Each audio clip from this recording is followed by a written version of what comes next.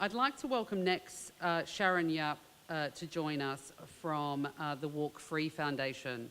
As we've already mentioned, the Walk Free Foundation now produces the Global Slavery Index, and so Shaeron is going to share the details of the 2018 Global Slavery Index, as well as some insights from the most recent Bali Process Government and Business Forum that was just held, which brings together senior leaders from the private and public sector to look at how to address the crimes of human trafficking, forced labour and related exploitation in the Indo-Pacific. Shaeron Yapp is the Strategic Policy and Business Manager for the Walk Free Foundation.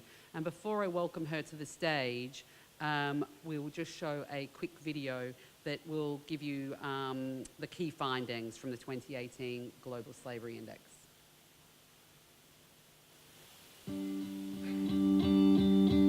Take a minute to think about this.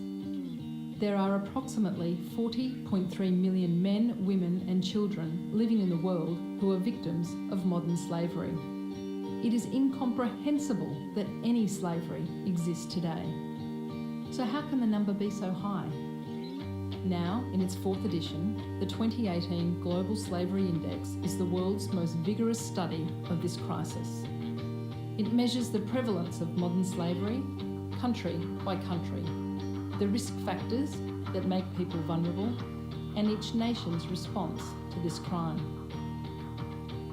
This global picture of the problem is matched by clear steps to combat modern slavery and an urgent call to action for all governments. Importantly, this year, as well as examining where modern slavery is perpetrated, the 2018 edition exposes where the products of crime are sold and consumed. The headlines. The wealthy G20 countries are importing $354 billion worth of at-risk products each year. The US is responsible for $145 billion of these imports. Businesses and governments must examine supply chains to eliminate modern slavery. Those leading the way include China, Brazil, France, Germany, Italy, the UK and the United States. But more than half of the G20 countries are yet to act on this. Of the 40.3 million people in modern slavery, women and girls make up 71% of victims. The index also reports on prevalence of forced sexual exploitation and forced marriage. Unsurprisingly, the countries with the highest prevalence of modern slavery are those with state-imposed forced labour. In North Korea, 1 in 10 people is in modern slavery, forced to work by the state. But there is some encouraging news in the data. In 2018, 36 countries are taking steps to investigate forced labour in business or government supply chains, compared to only 4 in 2016. The governments taking the most action to respond to modern slavery are the Netherlands, the United States and the United Kingdom. Meanwhile, North Korea, Libya and Eritrea are taking the least.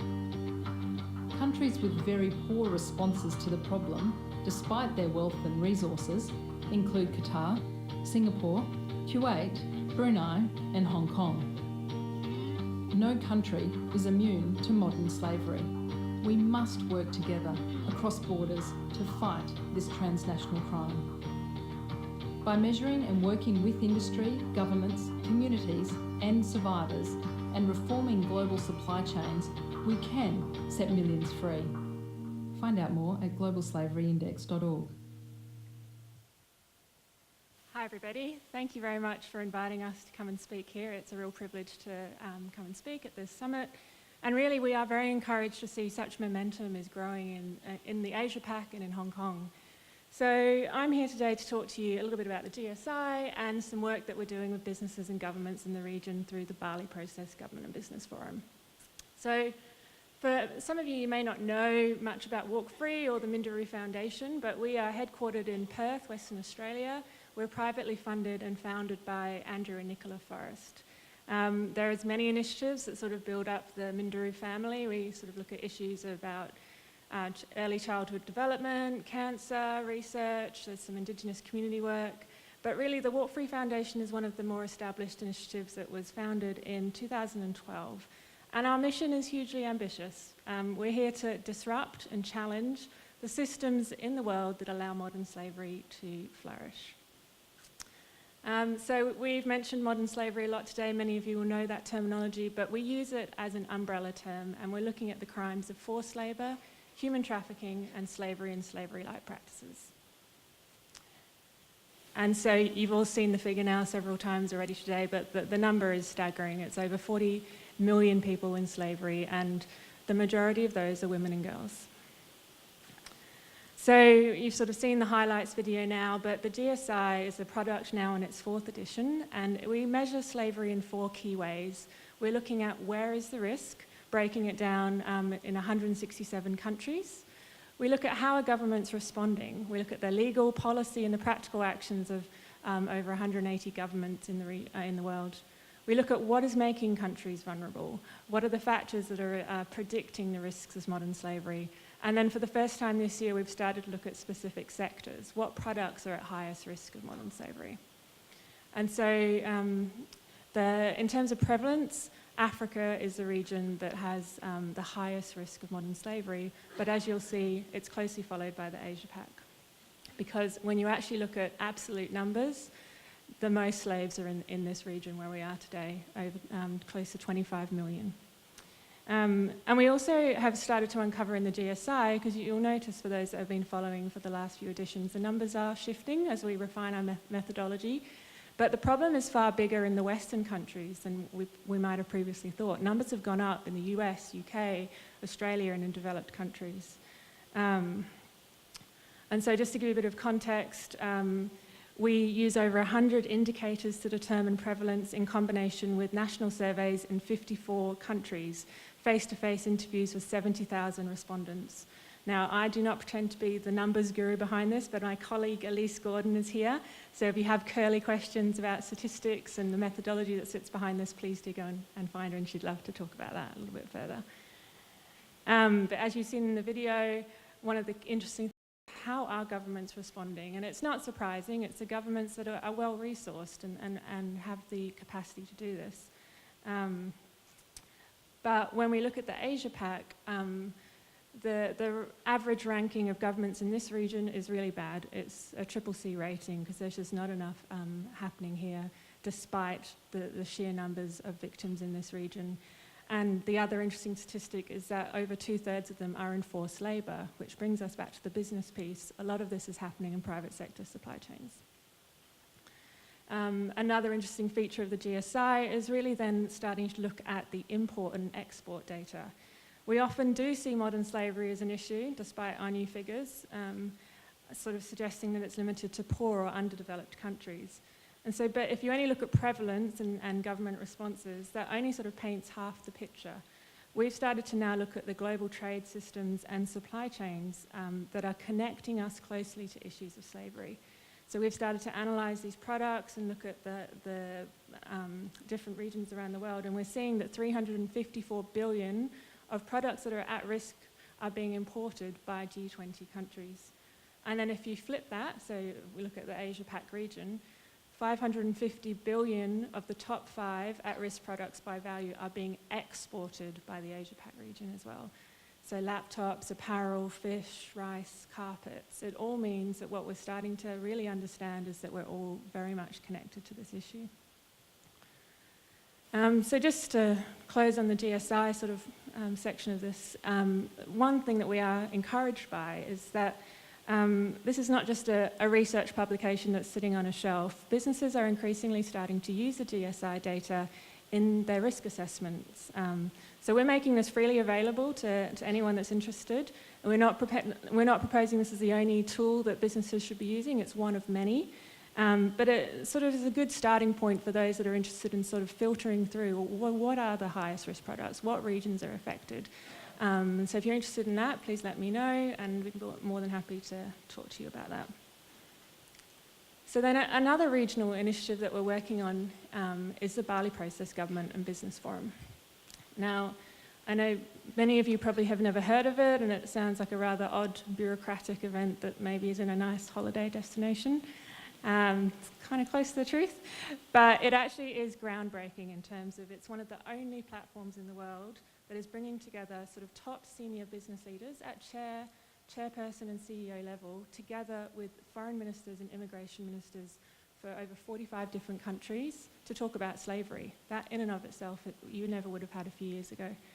And the countries represented within this sort of government forum are really diverse. You've got the Gulf states, Pacific, all of Asia, Australia, the US, and many UN organisations. And so it has been around as a forum for many years. It was founded in 2002 as a purely government forum. But a few years ago, the foreign ministers approached my boss, Andrew Forrest, and Eddie Saramatmaja, who's a media businessman in Indonesia, and said, we're starting to see the statistics of that forced labour is one of the biggest issues and that it's happening in the Asia Pac. We'd like to set up a business and government forum. Do you think you can bring anyone along? So they launched it in Perth in 2017, and it really was a test year because, as many of you can imagine, getting senior chairpersons and CEOs to talk about this issue is challenging. But it was pretty successful. So in Perth, we managed to get a good array of businesses shown up, and Walk Free, who act as secretariat to this process, were really blown away by the commitment and responses made in that first year. Since Perth, we've done some extensive consultations around the world, in London, Sydney, Jakarta, Singapore, some details up there. But progress that we've been seeing includes voluntary slavery reporting in countries like Afghanistan, Iraq, Sri Lanka, and Jordan. Business leaders, for the first time ever, are starting to recognise that this is happening in these regions and taking steps to address it. We've seen a massive uptake in sort of awareness-raising campaigns. Those business leaders that have media sort of outlets have been using those platforms to just start to have that conversation in regions where we've never had that conversation before. In countries like New Zealand and Papua New Guinea, our business leaders have been lobbying hard for their governments to strengthen legislation. We all know there's plenty of legislation out there, it's just not being enforced. And so when you have senior business people calling on their government counterparts to take it seriously, we're starting to see change happening. Even in the little state of Palau, which I'm sure many of you don't know, I didn't know where it was, as a direct result of meeting in Perth, 2 prosecutions were commenced directly after to really take it seriously in that country as well. And our Afghanistan business leader is a great example of how he's tackling the issues immediately. So he set up a helpline in Afghanistan to allow our victims access to support and justice, but also has started funding local entrepreneurs and providing decent work, so combating the root cause issues, not just the symptoms of slavery.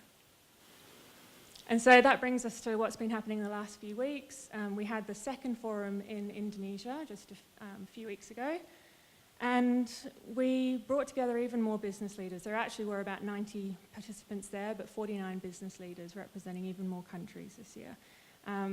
There was lots of sectors represented. There's a few sort of examples up there. And also, we're trying to partner with civil society and member association groups like the Consumer Goods Forum, the Responsible Business Alliance, migrant workers networks, and civil society in the region to really make sure we're coming at this from every angle in the conversation. And so there was a lot of government officials there. They seemed to come en masse. We had 90, they had 280 officials. Interestingly, European states are starting to show interest. So we had Canada, Belgium, Germany, Italy, and plenty more coming because they're really interested to see how we're showing leadership in this region on this issue. So that sounds like a lot of sort of talk and people, but what did we actually do? The key sort of shift forward that happened a few weeks ago was that governments and business endorsed what we're calling the AAA recommendation framework. Now, I won't sort of bore you perhaps with all the details of that. It is a series of recommendations for both business and government to take practical steps to actually do something and move beyond talking. And in and of itself, to get 45 governments and all these business leaders to endorse this policy document was a huge shift forward. They also recognise there is real interest in this, so they've confirmed that this will be a permanent track moving forward The next one will be in 2020. And they're also recognising and supporting any business efforts to protect migrant workers in the region, looking at supply chains, labour migration processes and ethical recruitment. And a real sort of push forward to continue to broaden collaboration, not only just with business, but with civil society.